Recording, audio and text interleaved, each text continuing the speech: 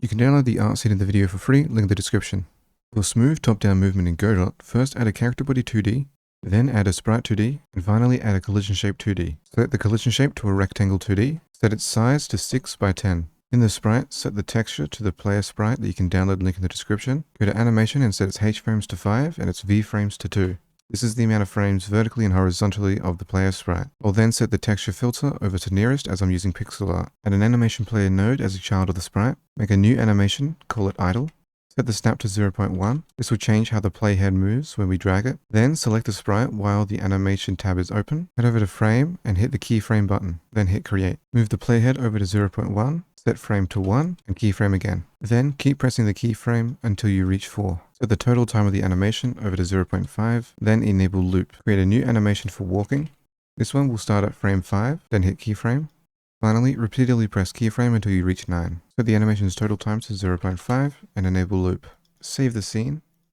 Select the character body 2D and add a script. In the script, I will add an onReady variable to grab the animation player. This way, if we change the animation player's position within the scene tree, we won't need to rewrite its path multiple times. It is also good to write the type of the variable so Godot doesn't misinterpret what the variable is meant to be. This will also give a slight performance boost. Additionally, I will write 3 constants: max speed, acceleration, and friction. These are constants and not variables, as we don't intend to change them later within the script. We will then use the built-in physics process function. Inside, we will define a variable called input and make it equal to a vector2. Within this vector2, we'll grab the difference in action strength using Godot's built-in inputs for pressing the arrow keys. We will then normalize this vector2, which will make the input variable return either a 0, 1, or -1 for both axes, based on the direction that we are moving. We will then select velocity appropriately using a lerp, and we will use another variable for the lerp's weight. The lerp will move velocity towards the desired direction multiplied by max speed. The weight of the lerp acts as the speed to get from point A to point B. We use a variable in this case to define whether we should use acceleration or friction based on if there is input occurring. We also need to make sure to multiply this by delta so we can ensure that the lerp operates the same on lower and higher frame rates. Finally, to finish off the movement, we call the move and slide function. This will make the character body move based on the built-in velocity property. As for the animation, we will first check if there is input. If so, we will play the walk animation, otherwise we'll play the idle animation. Next, we will flip the sprite horizontally based on if the player is moving left or right. And finally, we set the speed of the animation player. When setting the speed scale of the animation player, we use a lower speed like 0.75 for the idle to make it look more realistic. And for moving, we use the distance between velocity divided by max speed